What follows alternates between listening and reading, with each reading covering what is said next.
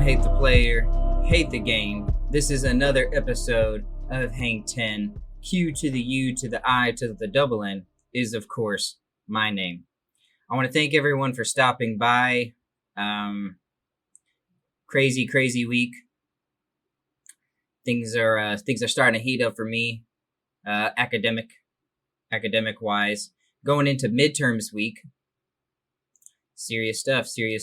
Once you hit a certain level in your collegiate experience, to where they don't offer weekly assignments, and it's just like you got a midterm and you got a final. Well, that's kind of where I'm at right now. Not stressful. I don't get stressed out about exams or about tests.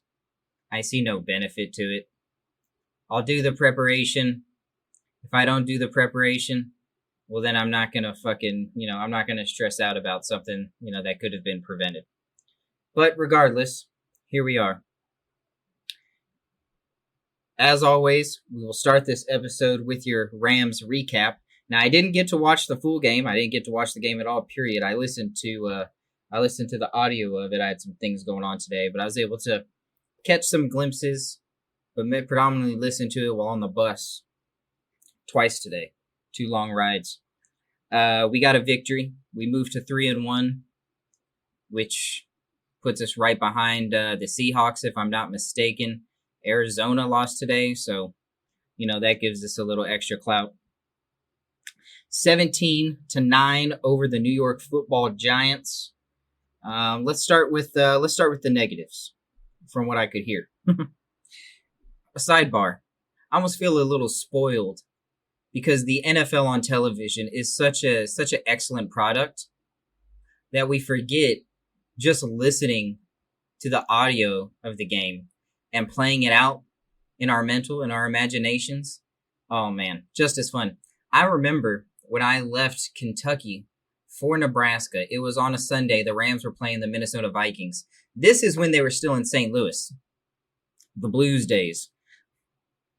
And as I was driving through St. Louis, the game was going on at home in the Edward Jones Dome.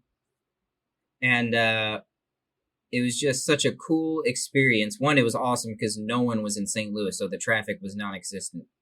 But it was just, it's so cool to, whenever you remove something that has been such a steady figment in your weekly tradition, when you remove a specific element to it, it adds something.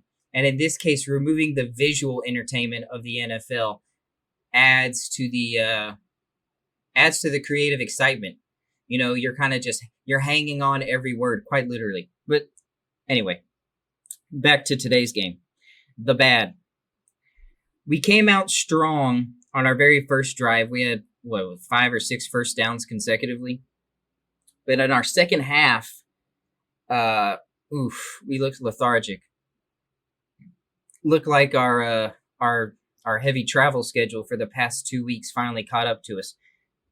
LA to Philadelphia, back to LA, to Buffalo, back to LA. Those are some first class miles. And it seemed like it finally caught up to us in the second half. Our offense looked a little lethargic. We looked lethargic on defense too. We were struggling yet again to stop the run. Now the Giants didn't have as much success as past teams have, but you also got to take into consideration Devontae Freeman is not Devin Singletary. He is not Miles Sanders, and he certainly is not Ezekiel Elliott. But nonetheless, the Giants' running back rotation was able to find some success against us, particularly in the second half. So that's something that we continue to need to shore up, and especially if we make it to the playoffs. If you can't stop the run in the playoffs, that's a quick ticket home. Another thing I noticed, and I've noted this a couple times, particularly in the Super Bowl against the Patriots, was it 2 years ago now? I think Sean McVay is one of the greatest offensive minds in football. I mean, he's our guy. He's our head coach. We stand by him. But sometimes I feel like we get too stuck in our game plan. We're not adaptive enough in game. And I felt that was the case against the Giants. Too many dinks and dunks. I would have liked to open up the passing game, utilize some of our excellent deep route runners on those deep posts and those corner routes, guys like Cooper Kupp. In fact, our game-winning touchdown, which, sealed our lead and sealed the victory, was a deeper route to Cooper Kupp. It was a 55-yard touchdown reception. A lot of that was yak, but, when we finally opened up the field, we were able to drive one to the stands. This week, uncharacteristically so far, we struggled in the run game. The last 3 weeks, we've been having over 100 yards rushing. Today, we only had 58 team rushing yards. 58 team rushing yards. That's also no bueno. I'm afraid. Well, I'm not really afraid, but I'm cautionary that stopping the run will become a blueprint to how teams could beat us in the future. So we need to, like I said earlier, we need to be more adaptive in game. We need to have our plan B and our plan C set up so when plan A, hits a hurdle, we're still good to go. But there was a lot of good in this game. Number one, Jared Goff continues to be accurate and making smart decisions with the football. 25 for 32, 200 yards, 1 touchdown. That was the aforementioned 55-yard touchdown reception by Cooper Kupp. In the first half, our defensive front looked really good. 4 sacks in the first half. Powerful. And it wasn't just Aaron Donald getting to the quarterback. Greg Gaines, Morgan Fox, Michael Brockers. Our entire defensive front was getting the push and penetration we need. Speaking of the defensive front, 2 shout-outs on the defensive side of the ball, one of which is on the defensive front. Leonard Floyd, number 54, our offseason pickup from Chicago, outside linebacker out of Georgia. A couple of years ago, he was highly clouded, and in Chicago, he had hit some hurdles. Man, he's been balling so far this season. Recorded his 2nd sack today. He would have had 3 on the year if one of them hadn't been called back. But, man, his agility and his ability to, he's flexible. His agility and his flexibility around the offensive tackle. Man, it's getting plays. It's getting recognition here on Hang 10. Another shout out. The man with all the money. Can't spell Ramsey without Rams. Jalen Ramsey laying the pop on Golden Tate. Second time we've seen this man. If we're in that cover 2 defense and Jalen Ramsey's covering the flats, you got your back turned to him, be ready to get your dick knocked in the dirt. Jalen Ramsey laid it on Golden Tate. Loved it. Loved that. Setting the tone for our defense. That's why we paid him a gazillion dollars.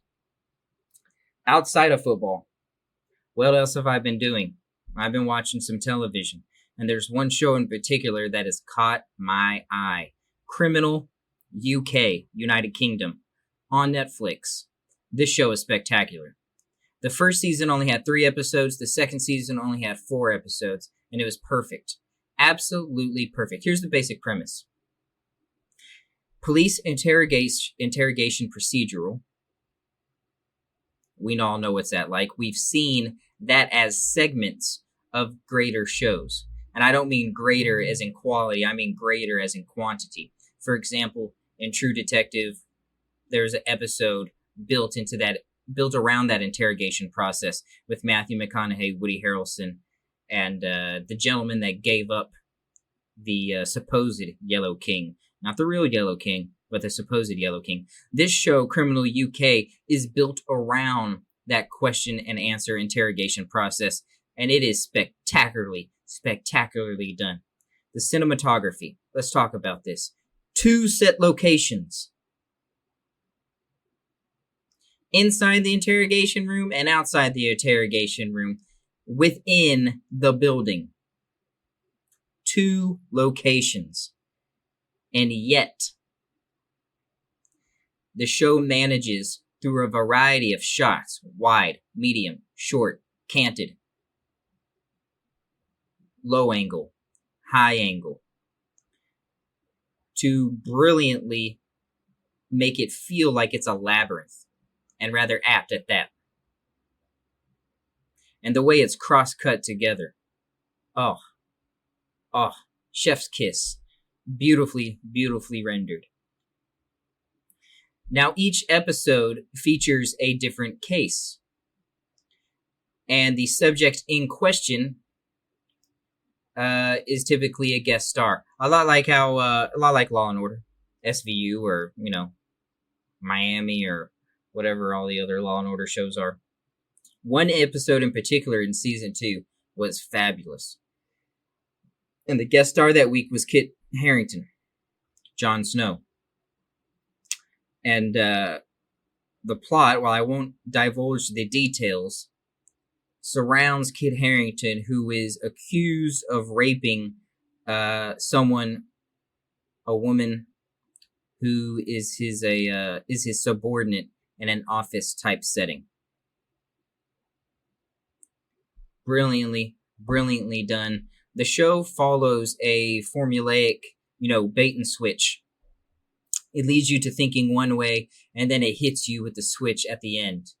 And I didn't see it coming. This show, this episode in particular,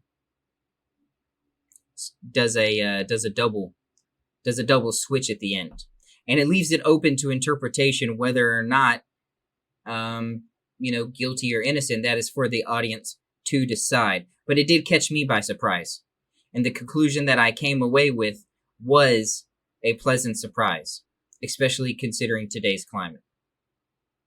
And Kit Harington's performance was fantastic. 6-minute one-shot monologue to open the episode. Come on. That's what we like to see.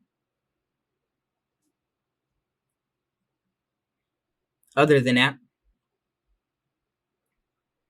on Saturday night, I had some obligations this weekend, but came back to my room on Saturday night so I could watch the Holly Holm Irene Aldana fight.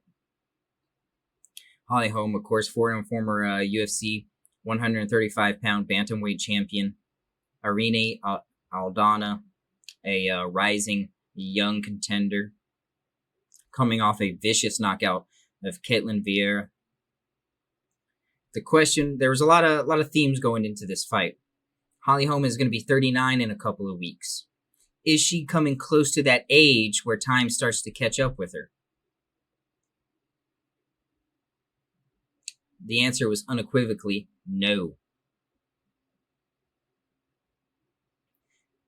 Is Holly Holm going to end up being a gatekeeper for young and upcoming fighters to make their way to a title shot? The answer is unequivocally no. Holly Holm validated her position not as a gatekeeper, but as a contender, a perennial contender. Not one that's built off her name recognition, but one that's built off her skill set. She put an absolute clinic on Irene. Absolute clinic. Fantastic performance. She broke her personal best record of significant strikes landed in the fight. I don't know the specific number, but I do know it was over 110. And in that 5th round, when she was up on all the scorecards, I thought she had won every round. But in the 5th round, in the final minute, Holly lets out this freaking battle scream, this cry to Valhalla, and just goes for it, bites down on her mouthpiece, hooks from side to side, left and right, backs Irene Aldana up against the fence. Very reminiscent of Chuck Liddell versus Tito Ortiz. I thought she was going to get the finish, but Irene stood tough and, made her ancestors proud. Didn't get finished. Where does Holly Holm go from here? Man, she's one shot away from a title shot. I think the match to make is a rematch against Jermaine Durandamy, Now, they had fought a couple years ago in Brooklyn in what was a kind of a lackluster fight. The most prominent strikes being after the bell, landed by Jermaine Durandamy, which, should have resulted in a point deduction and would have gave Holly Holm the fight, but, whatever. That was at featherweight. That was at 145. The winner of that, was supposed to fight Cyborg Santos. Jermaine Durandamy became the inaugural women's featherweight champion, ended up vacating that. She didn't want to fight Cyborg due to Cyborg's PED past. I say now is the time to run it back. 135. The winner takes on the GOAT, the greatest female combatant of all time, Amanda the Lioness Nunes. Run it. Set it up. That's what we want to see. That's what we need to see. There's nothing better in mixed martial arts when two worthy contenders, showcase their skill set to validate that they deserve a shot at supremacy. So that's what we need to see as MMA fans, as UFC fans. Holly Holm versus Jermaine Durandamy 2.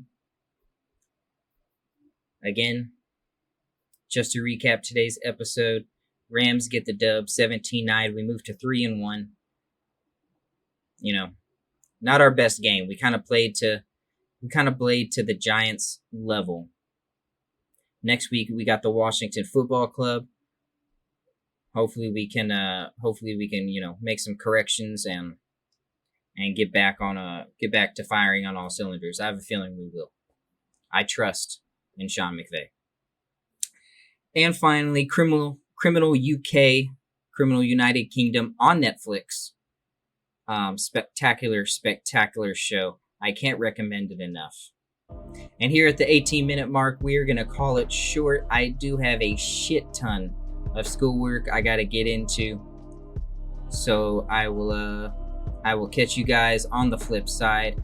As always, stay safe, stay smart, and God bless. Adios.